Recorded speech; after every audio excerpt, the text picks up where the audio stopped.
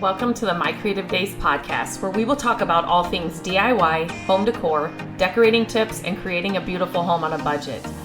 I am hoping our time together will spark a creative idea, help you plan your next DIY, or inspire you to finally tackle that project you keep putting off. Grab your favorite cup of motivation and let's chat. Hello and welcome back to the podcast. Today I'm going to talk, I have sitting in my office here right behind me, I have my latest dresser that I'm going to make over. Matt and I kind of went on a little picking trip this weekend, and I found the most amazing little piece. I love little pieces with little drawers or just smaller pieces. I think it's because we don't have huge rooms in our home. So, the little pieces that still have tons of storage or whatever, I just love them, and they're just harder to find. And I thought I found the most amazing piece. And it was priced great at our Restore. And so, I stood by it. Matt went to get a cart so we could get it in a cart, and there was a piece on it that I knew we would have to fix, and Matt was with me. So he's like, yeah, that's an easy fix. He took all the drawers out, and then we were kind of looking it over, and then we put it in the cart. And then we found that there was a piece off one of the sides that was missing. And I was like, oh, that's okay, because I can just take the other one off on the other side. So that's not a big deal. And then just further inspection, we were finding other things that were wrong with it that were going to make it actually not worth the money and the time that it would take to fix it. So I had to let it go. I wish I didn't. It was like the best piece, but you do definitely need to, stick to, know what you're looking for, know what's worth it, what's not worth it. And so I left without anything. And then we stopped at a thrift store on the way home, and there was actually a dresser literally right inside the front door, and it was perfect. So I'm going to start working on that this week. And so I thought I would, as I was getting all my supplies and kind of everything ready as I'm recording this. It's winter in Iowa. So I do some of the work that I can, out in the garage and whatever I can do out there. But as far as like painting and things, our garage isn't heated. It's just not a good environment to be painting and stuff in. So I do a lot of that part in my office. So I'm kind of gathering supplies from, the garage, then moving into my office and all the things. So I thought it would be a good topic to kind of talk about 10 supplies you need to paint furniture. Now, not every piece of furniture gets painted. Let's just start off there. Whenever I post any of the makeovers that I do on furniture, I definitely have those people that are not a fan of painting furniture. And I'm not a fan of painting every piece of furniture. There are definitely pieces that you never want to paint. And I have those pieces in my home. There are pieces that are not past the point of restoring that that you can definitely, it's easier, to restore them and, maybe stain them or just, clean them up and put a little restore on them. One of the products that I love and I've shared many times. But there are those pieces that get painted too. So, this is all about 10 supplies you need to paint furniture, things you should have on hand. So number one, and this is so funny, but it's one that I don't know, you need paint clothes, right? Like or an apron, something. Put on your paint clothes. I was just somebody on Instagram today. We were talking this morning. She reached out and we were just kind of talking about paint clothes, and I said, I swear every piece of clothing I have some little speck of paint on them somewhere. Because I'm the person that's, I'm just not patient. And when I have an idea or like I really am in the mood to, paint or like make over something or, create something else, it may not be furniture. I'm like, oh, it's just a little bit of paint. I'm not going to get it on my clothes. And every single time I get it on my clothes. So definitely put your paint clothes on. You need it. Or if you're, can do an apron, and get away with it. My problem is that I usually have it on my hands, and then, like now in winter, I have long sleeves on. And so somewhere on my sleeves, it'll get on if I have an apron or, like my pant legs or whatever, the apron doesn't go all the way down. So I definitely need like paint pants and paint shirt on to make sure that I'm fully covered. Otherwise it's going to happen. The next thing you need is a tarp or some kind of covering, depending on where you're painting. We do have a paint sprayer. We have had the paint tents before. That's another thing that you could, instead of a tarp, invest in a paint tent. Those are amazing. And I don't just use those. I mean, they're great, especially if you're painting, spraying on a windy day and you're outside. If you are inside that tent, the leaves and things that are flying around you aren't going to stick to your paint and your piece of furniture. Trust me, that happens. So, or, like some dust or some sand or something, if a big wind comes, all of that's going to stick to the paint on your piece of furniture. So being inside that tent is really, really nice. So you need some kind of tarp, tent, protective covering, depending on where you are, and always go bigger than you think. So, this is always a topic for us when we have one of our flip houses. I do all the trimming, when we're painting walls and things. Matt does the rolling. And so I'm always down, he's always standing up and rolling. And then I get down to more the detail, the trim and stuff. And so I can see the floors. And if you are rolling or even painting, furniture, that paint can travel distances that you didn't even think were possible. So you want to tape a tarp, a floor covering, whatever, bigger than you actually think, because it is going to travel that distance. You may need to put up some plastic on walls and stuff depending on where you're painting, but you definitely just want to protect your area wherever you're painting, and go bigger than you think, because that stuff travels. Another thing you need for sure if you're painting is a cleaner and rag. So I'm going to leave inside the description show notes here. I will leave a link to all the stuff. I have a whole post about this, and I will leave a link to that inside the show notes, so you can definitely check it out. I'm not going to go into specific cleaners and things that I use here. I'm just kind of going over the list, like, make sure you have these 10 things if you wanted to paint a piece of furniture this weekend, just to kind of have these on hand. But you definitely need a cleaner and a rag. The cleaning process does not have to be this whole drawn out major process. I would say, it's depending on the type of pieces you are picking up, but especially if you're just starting out, your pieces that you're going to be picking up, because your skill level may not be as high as somebody that's been doing it for many, many years, but you are definitely going to want to, the pieces that you're going to be picking up are going to be pretty good. Like, they're going to be in good condition. They're going to be dusty. They may have been sitting in an attic or something for a long time. So you need to clean them. This is the part where people usually skip, and it's going to ruin the entire rest of your makeover process and the end result. So you do definitely need to clean. No matter what you're doing to the piece of furniture. So you need a cleaner and some kind of rag to clean the piece.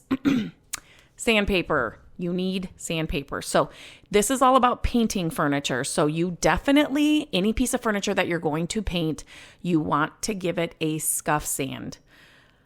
A scuff sand is, I won't get into it all here. I think did I do a podcast on that? I can't remember if I did a difference between a scuff sand and just like a more in-depth sanding. But a scuff sand is basically scuffing the surface of the piece of furniture to prep it for, primer and paint. So you definitely need sandpaper when you're painting a piece of furniture. Another thing that I will not live without, if you are brushing and sometimes rolling, depending, is the spray bottle that I have shared on social media and on my blog and all of that. But you definitely need the continuous spray bottle for water if you are brushing furniture. So it will help alleviate your brush strokes. It's amazing. And I have linked one of them that I absolutely love inside this post that'll be in the description. But if you have never used this, and a regular spray bottle just doesn't work as well. If you have never used this and you are somebody that's getting sick and tired of seeing brush strokes on your pieces, I'm telling you, hands down, get your hands on this. It's under $10. Your life will be changed. It's amazing how well it works. So definitely that's something that I always have on hand when I'm painting furniture. Good paint brushes. Okay, can we just take a minute and let me just say it again for the people in the back. Good paint brushes. I definitely have a brand that I love. They have created paintbrushes for like everything that you would need to paint. Like they've really thought about the furniture painter and the painter in their designs. And somebody who's been buying paintbrushes for over 20 years and being so disappointed when I found these, I was just so excited. It was like, yes, finally somebody who understands. And don't ever buy the cheap paint brushes. We did that all the time. When we were making over our first house that we had and then this house, we were buying the cheapest brushes. I mean, that's what our budget could handle. But we wasted so much money because of those brushes, because they didn't hold up. We couldn't clean them. We were throwing them out before we were done using them. And then we were going to have to buy more anyway.